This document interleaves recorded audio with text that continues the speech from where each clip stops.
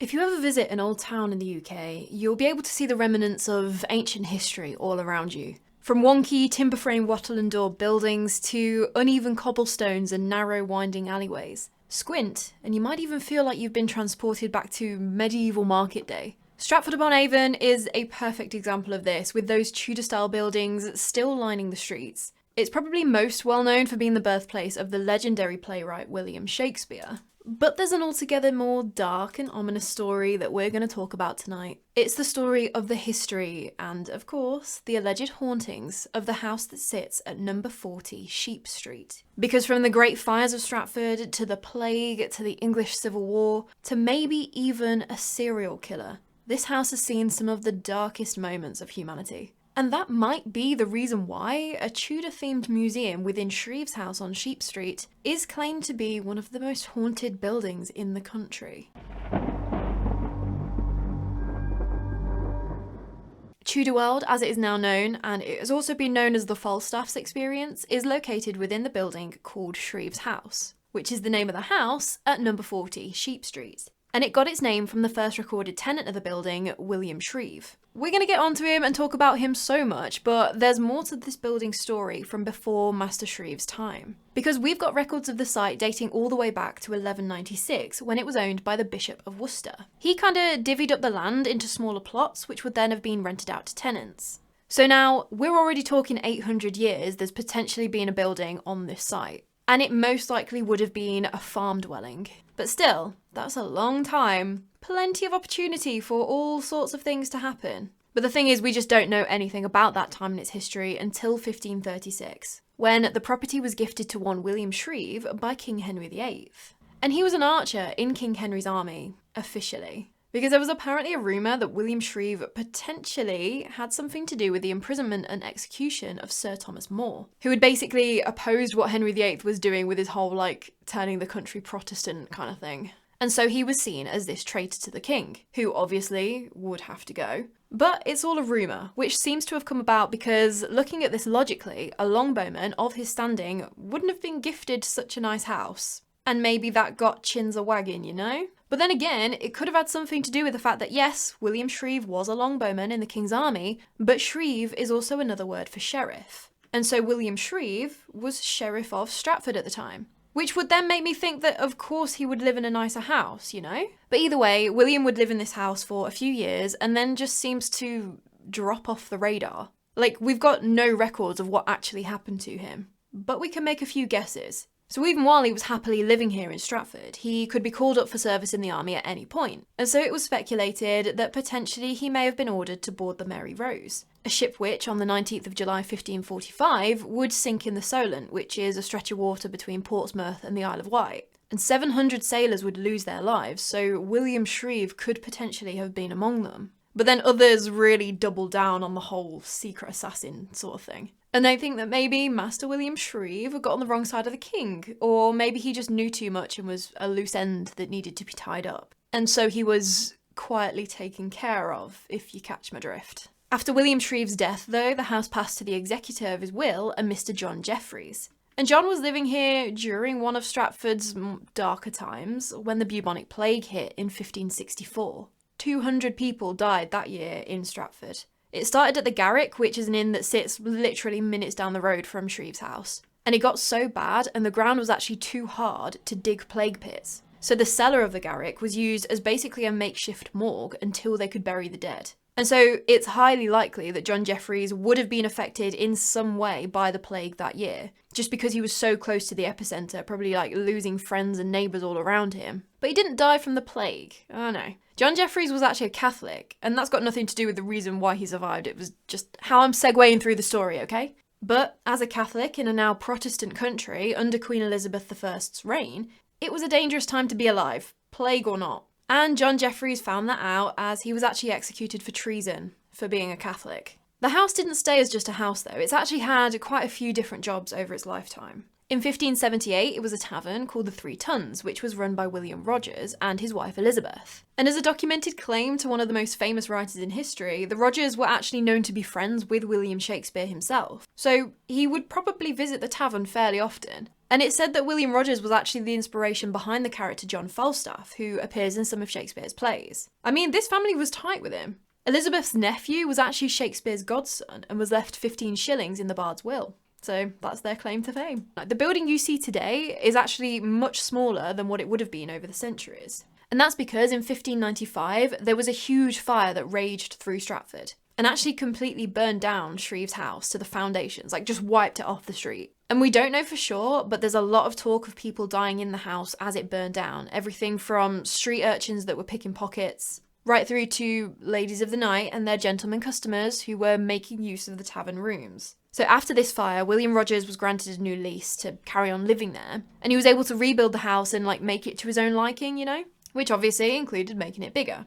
Why wouldn't you? But he wouldn't get to enjoy his newly built tavern for too long, as William Rogers actually died in 1597, so 2 years after the fire. By 1642 though, civil war in England, it's a brewing. The government isn't happy with the way King Charles I is running the show, and it's all about to kick off. The first battle of the Civil War was the Battle of Edge Hill, which took place just down the road from Stratford, half an hour away. And the parliamentarians, they'd actually taken control of Shreeve's house. Because at that point, the house was being leased by a royalist sympathiser, so they'd kicked him out of his house and basically said, look mate, we're using Shreeve's house as a billet before this battle, or we're going to kill you. Funnily enough, after that he was a loyal parliamentarian man and had no problem letting troops stay in his house that wasn't really his house anymore. And so billet basically just means where soldiers are staying temporarily just before a battle, in this case, the Battle of Edge Hill. And they would have all been cozied up in the barn, which is about where the play cottage in the museum is now. And it was mainly Dutch mercenary troops that had come over to fight on the parliamentarian side. After the battle on the 23rd of October 1642, some, definitely not all of those soldiers came back to the house because it was used as a hospital to tend to the injured. So you can imagine the atmosphere, can't you? And the state of the place. Because of the soldiers that died while it was a hospital, most of them died from infections in the wounds, not actually the wounds themselves. After the Civil War, the house then passed through different tenants, being everything from a storeroom to a painter's studio to a shop, to now the modern day, where it is a museum. And it was originally known as the Falstaff's Experience, and now it's Tudor World, and it kind of goes into detail mainly about the time when William Shrieve lived in the house, and what it was like to live in Tudor times, basically. So the building nowadays is still lived in by the current owners since 2007, John and Janet Ford. So then you've got the front of the building, which is where John and Janet live, and then the back of the building where the barn is where the museum's all set up. And I mean, considering how old the building is and how central it is in Stratford, you'd think it'd be quite a small house, right? No, it's a 5-bedroom house. It's so nice. But when you consider how many potentially otherworldly tenants you might have to share it with, it might feel a little smaller. Because some people speculate that there are anything up to 40 entities that call Shreeve's house and barn their home. And it's not like you can just step outside for a break either. The cobbles outside the museum are said to be haunted by ladies of the night, who could have been the ones that died in the 1595 fire. Men who walk the cobbles at night will report feeling the presence of these unmarried women, feeling unseen hands on them. And then there are the disembodied voices asking, "A guinea, sir?" The history nerds among you might be twitching to get into the comments to tell me, actually, the guinea wasn't used in 1595, it was introduced in 1663, so how could they be saying that? And to you I say, I already thought of it, obviously. And the reason that I still included it is that while, yes, these long-dead ladies of the night could potentially be the ones who died in the 1595 fire, there are apparently other women of ill repute who died at Shreeve's house in arguably an even more brutal way. But that's jumping the gun a little, so you're going to have to watch more of the video to find out about that particularly disturbing story. But now we're heading into Shreeve's house and barn. And be careful, because there are some nasty entities that have been reported within this ancient building. And people begin to be affected sometimes as soon as they step foot into the museum. So the first place you'll enter is the gift shop, and people have reported feeling an icy hand reaching straight into their chest and crushing their heart, which sounds absolutely terrifying. A man once claimed that he felt like he was being pulled down to the floor, as if there were weights on his shoulders, which is a very strange sensation. But if you are lucky enough to not have these weird and not too pleasant sensations happen to you, then probably the first thing you'll notice about the gift shop is the mannequin, standing there with his longbow drawn. It's based on Master William Shrieve, the first known tenant of the house. No photos or even drawings actually exist of William Shrieve, so how do they know what he's supposed to look like? Don't worry, they've got their ways. Because William Shrieve is one of the more active spirits in the house and actually manifests as a full-bodied apparition. And so it's from these reports of people that have actually seen this entity that this mannequin was made from. Right down to the light-coloured hair, the scar on his left cheek, and even the clothes that he appears wearing. So you'll know exactly who you're looking at if he chooses to manifest in front of you. But you'll be glad that you can see him, because William Shrieve still seems to be playing sheriff, even all these centuries later. He's very protective of the people that visit his house, and will keep you safe from some of the more negative entities that still apparently roam around the house. So just make sure to show the man of the house some manners, show Master Shrieve some respect, because you never know if you're going to need his help. So after bidding William Shrieve good day, if you take a left out of the gift shop, you'll come up to the corridor at the bottom of the staircase. It's a haunted staircase. And while these stairs in particular have only been there about 40 years, there has always been a staircase here in the house the entire time. Which I feel like that's a reason why it's so active. Like, I don't know specifics, but it feels like if it's an original feature of the house, like that part in particular has seen a lot of history kind of thing. There have been reports of an elegant lady in grey emerging from the false door at the top, where she will glide down the staircase and disappear at the bottom. No idea who she is. But it's interesting because that false door actually leads into kind of like the living quarters where the owners live. So potentially it's a residual thing of like one of the previous tenants of the house. People have also claimed to have been touched, hair pulled, heavy breathing in their ears, and drastic changes in temperature, all in that staircase area. And just like in the gift shop, there are some not very nice experiences reported here too. Some people say that their heart will just start racing randomly, like they're having a panic attack, and then other people will feel two hands squeezing around their throat. Guests of the museum who are just kind of like walking around in the day, you know, where there are no references to the paranormal and just learning about the Tudors, they'll go back to the desk at the gift shop and just say to the staff member, I think your staircase is starting to rot out. Those bottom 3 steps are feeling very soft, almost like the wood's about to give way. But they're not. They're just as solid as any of the other steps. But it might have something to do with the story of Lee. So when Shreve's barn was being used as a billet for the Dutch mercenaries about to go fight the Battle of Edge Hill, there was a local man who absolutely loved to see the soldiers. He thought they were absolutely brilliant, loved learning all about their lives and what they got up to. He just wanted to know everything. But this is in the literal days before the country officially kicked off into the Civil War. Suspicion is at its highest. And so quite quickly, all of these questions went from being seen as a form of flattery from someone that was genuinely interested in the Roundheads, to that guy sure does ask a lot of questions. He must be a royalist spy, trying to find out what we're up to so that he can report back. Whether he actually was or not, the soldiers could not take the risk. They went into town, found him, and dragged him back to Shreve's barn, where they proceeded to beat and torture him for information about the royalists, which he did not have. He was in and out of consciousness, bleeding. This poor guy was a state, but the soldiers just didn't care. Most of them were getting drunk anyway. They knew what was coming. They knew that very soon they would most likely be dead out on the battlefield or in horrific pain before dying. At some point the soldiers had left Lee alone, if he'd passed out maybe, and in his barely conscious state, he tried to drag himself out the rear entrance of the barn. Because right at the back of the barn there was a slum, so if he could get there, he'd probably be able to disappear and maybe escape with his life. And this is where versions of the story seem to differentiate. Because some say that he knew he wasn't going to be able to escape, and the soldiers would see him and kill him anyway, so he beat them to it.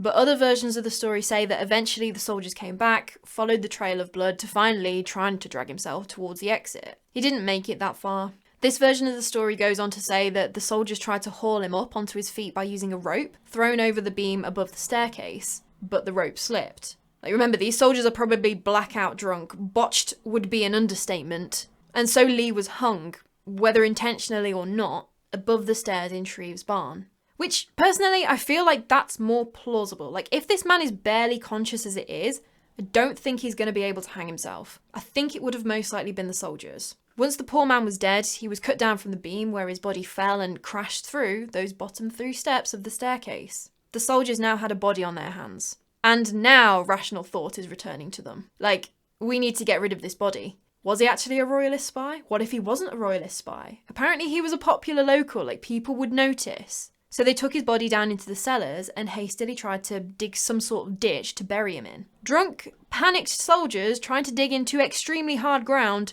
do not make for an optimal grave digging experience, you know? So the hole they dug wasn't deep enough. Instead of spending any more time and effort giving this man any dignity whatsoever, they dumped him into the shallow hole, folded his body as tightly as they could, and then jumped down on him to break his bones until he was... What's a nice way of putting this? There's no nice way of putting this. Flattened enough to fit in the hole. Which, according to the legend, is where his body is still buried, underneath the gift shop. And so, unsurprisingly now, people have reported seeing a body swinging from a noose on that beam over the haunted staircase. Kids have even asked their parents while they're going through the museum and they reach that bit by the staircase, and they'll say, "Mummy, what did the man do wrong?"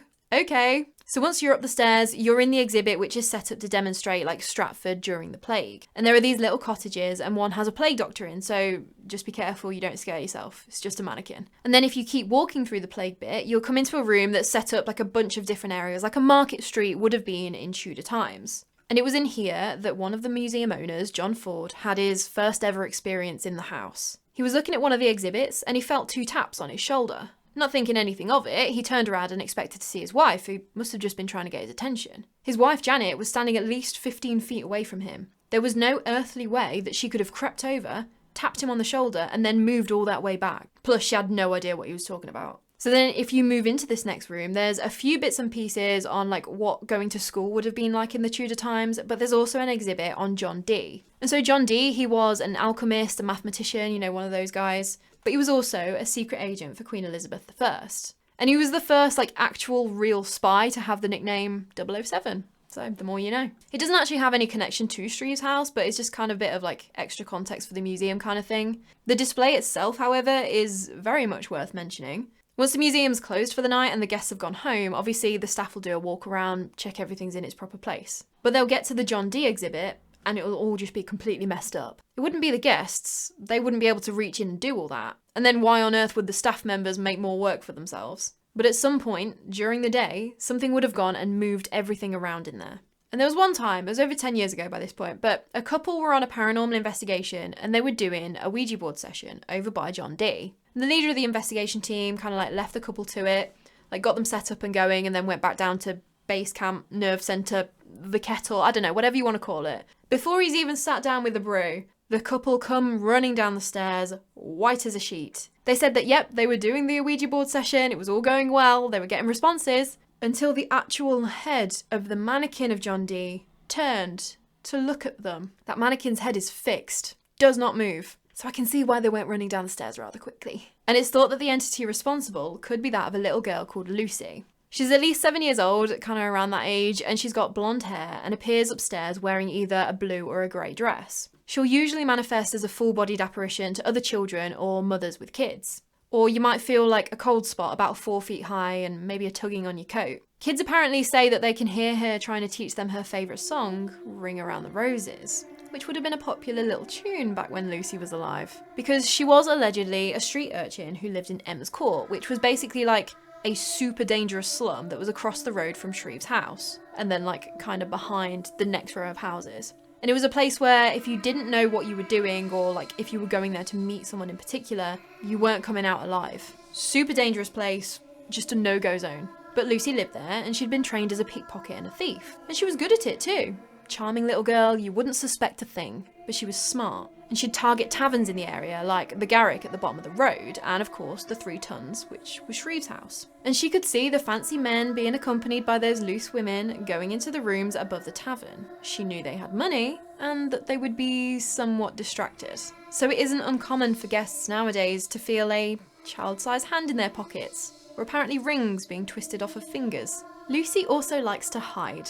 One of the tour guides once spotted her when she was doing a ghost tour, and Lucy was like crouched under the table in the school section next to the John Dee exhibit. So that's just something to bear in mind if you visit. If you walk through the doorway next to John Dee's exhibit into the ship room, this is where you'll need to be, allegedly, very careful. Because I call it the ship room, but in reality it's actually the most haunted room. Because it appears to be the main stomping ground of an utterly evil entity that is not shy when it comes to making his presence known. But before we talk about the stories that have been keeping me awake at night all week, we must address the most haunted elephant in the room. The literal most haunted. Because they actually chose Shreve's house as one of the locations for their live, televised event dealios back in 2004. And you'll have to bear with me for this one. I tried. I couldn't watch it all the way through. I watched what I needed to and that was it.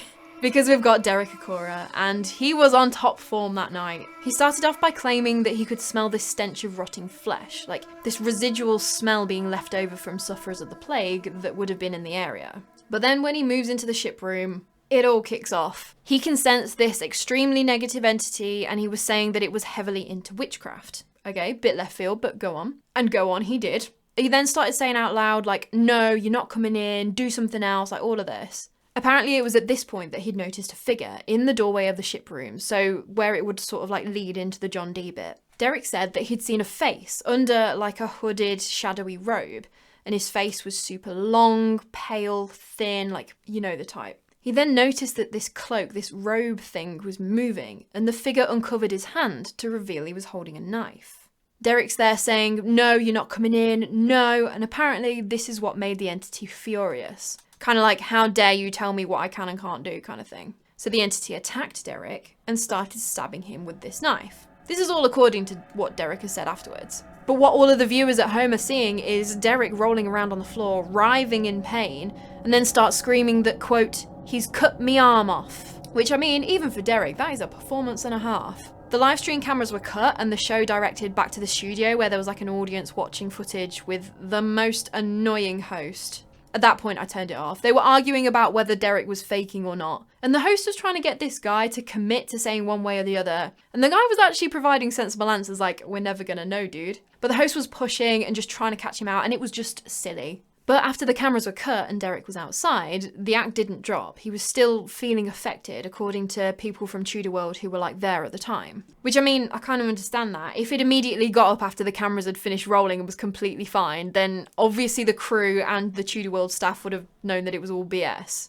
So he'd kind of like have to keep up the performance to keep up appearances. But he was adamant that he would never go back into Shreve's house ever again, and he didn't appear for the rest of that live special. So that was an absolutely wild story, but it's been reported before. People have reported being in that room and getting the feeling like they're being stabbed or strangled in that very room. And so that room itself, the ship room, is apparently the location of a vortex, which is the corner of the room, kind of like on the right-hand side of the ship display they've got set up. And that's the reason that there's anywhere up to 40 spirits apparently haunting Shreve's house and barn. Most of them don't really make contact and don't really want to make themselves known, but John Davies does. And he's thought to be responsible for the feelings of guests and potentially Derek Acorah being attacked. So the supposed story behind this John Davies character was that he was a knife sharpener and salesman who lived in the attic above the tavern in the 18th century. The landlord would see him come and go as he'd go off into town for work and whatnot, but after a while, they stopped seeing John. And then rent was overdue. Eventually the landlord asked around and found out that they wouldn't be seeing John Davies again, as he'd moved to a different country and wouldn't be returning. Basically just skipped out on the life that he had got going on in Stratford. But they were all a bit like, okay then, bit shady, but whatever. It's the 1700s, it's not like you can go around sending bailiffs to another country to get your rent out of him. So the landlord advertised for a new tenant and obviously had to break into the space that Davies used to rent to clear it out ready. But Mr. Davies had left quite a mess behind apparently. A mess that in total amounted to about 20 murders. Because John Davies had allegedly kidnapped, assaulted and murdered 20 women. Some even in that room. He'd cut trophies off his victims using the very knives that he'd been paid to sharpen. And now it seems that he's returned back to his old hunting ground. If you smell bad breath, nasty body odour or the strong smell of drink or tobacco, that's usually an indication that John Davies has taken a particular shine to you and is around you. Or he'll just attack you.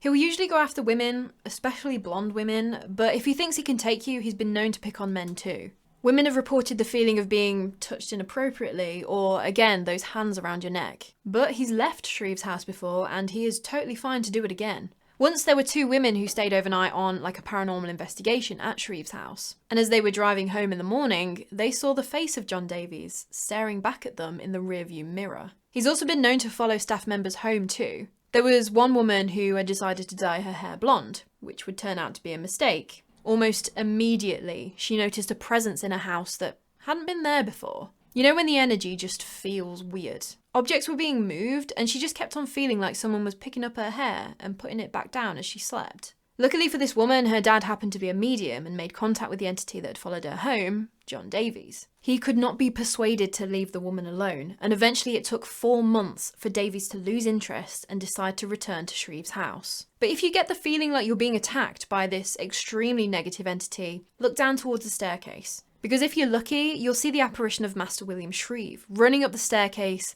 longbow drawn, ready to save you from John Davies.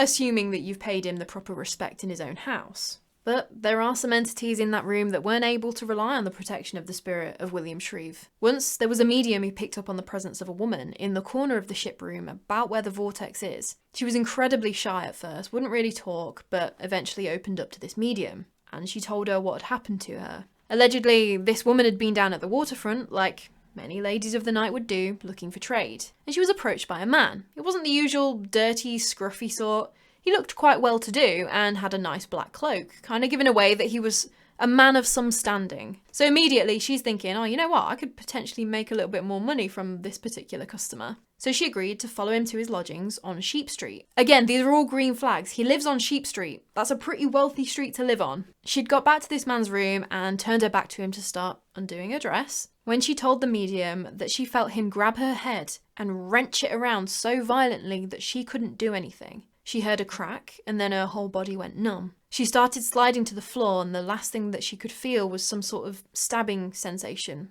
as she fell to the floor, sounding like this is one of the potential victims of John Davies. While the medium is communicating with this woman, she's aware of another presence. It's Davies, boasting, saying she wasn't the only one, she paid for her death, kind of implying that not only was he proud of his crimes, but he was also quite boldly saying that, yes, there was way more than just her. When tour guides reach that room while they're doing the tour, a lot of the time they say they feel the incredibly strong feeling like they're definitely being watched from that doorway. One tour guide said that he once saw an Edwardian man standing there, sort of if he was like tagging along at the back of the tour group and listening to what the guy had to say. And that doorway, that seems to be like a super hot spot. This story comes from John Ford because he's actually had an encounter in this doorway. He said that he once saw a hooded figure there too, but this figure had glowing red eyes. And I've heard him talk about this entity a few times, and I don't really get the impression that it's a negative entity. It's just there and has glowing red eyes. John's been told that mediums pick up on this entity and that it is a very old elemental spirit. And it will appear in that doorway between the ship room and John Dee's room and kind of seems to be like hiding around the corner peering at you.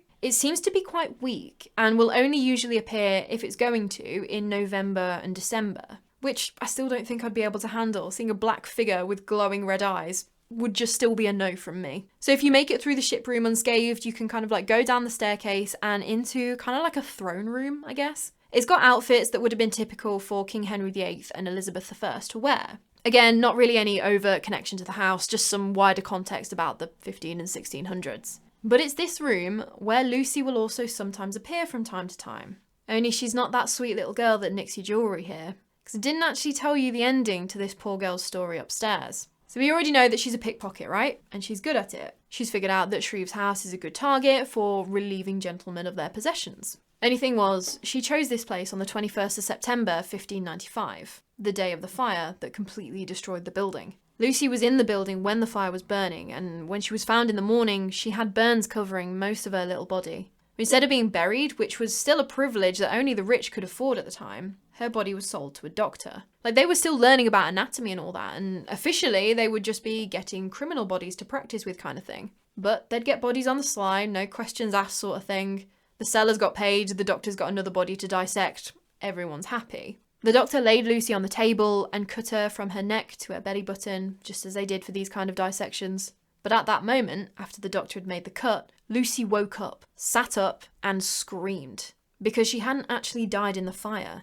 She'd just fallen into a coma from the smoke inhalation, or passed out from the pain, or whatever it was. She very quickly fell back down though and died from shock. The doctor carried that secret for the rest of his life until he finally confessed it to a priest on his deathbed. And so now, when she appears downstairs, she's often seen sitting next to the painting of Henry VIII.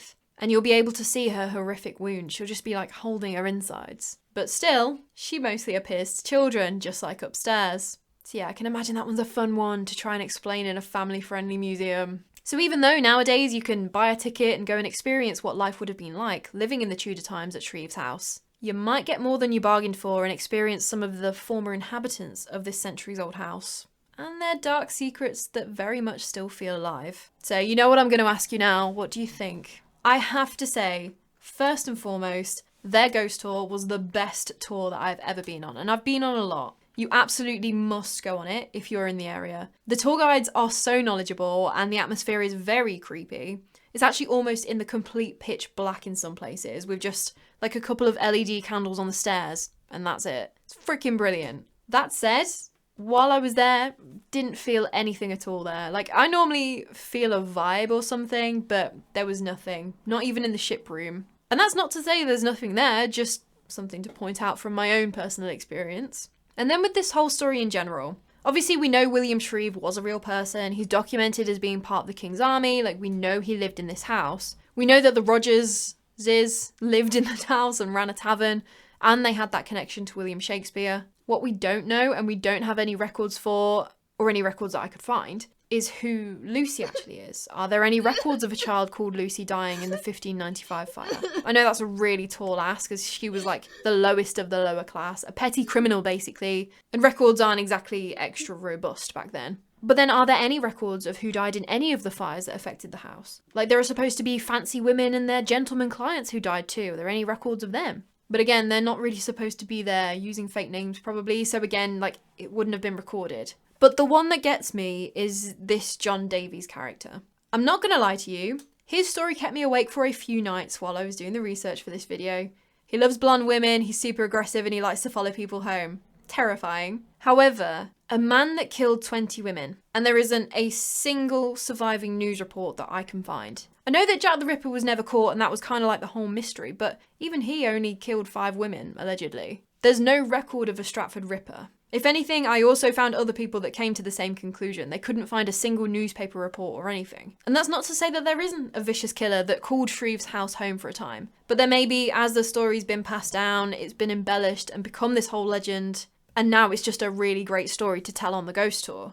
And I know that that's certainly the case with the story of poor Lee, the guy that may or may not have been hung by the parliamentarian soldiers. Like, John Ford himself has said that he doesn't really want to go digging under the floor of the gift shop because, one, they don't really want to find Lee's body and disturb it. Like, what are you gonna do? Probably not exhume him and rebury him. But two, you don't really want to not find Lee's body, because then the whole story is brought into question, and so it's best to just leave it as it is, with a whole lot of allegedlys and apparentlys thrown in, and let the visiting public on their ghost tours decide. Because that's the other side of it, isn't it? Poke around too much, find all the holes that disprove your ghost stories, and it makes for a much less interesting tour. And that is no diss on Tudor World whatsoever. Like, it is a business, it has to make money. And the paranormal sells. And an old building like that with so many legends? Hell yeah. And like I said, like, it's a 10 out of 10 from me on the quality of the ghost tour itself. I completely understand leaving those legends as they are, as they've been passed down, and as they will continue to be passed down. But you just know me, I always like to get to the truth behind the scary ghost stories told in the dark. So I can hopefully give you a balanced opinion told by a skeptical believer.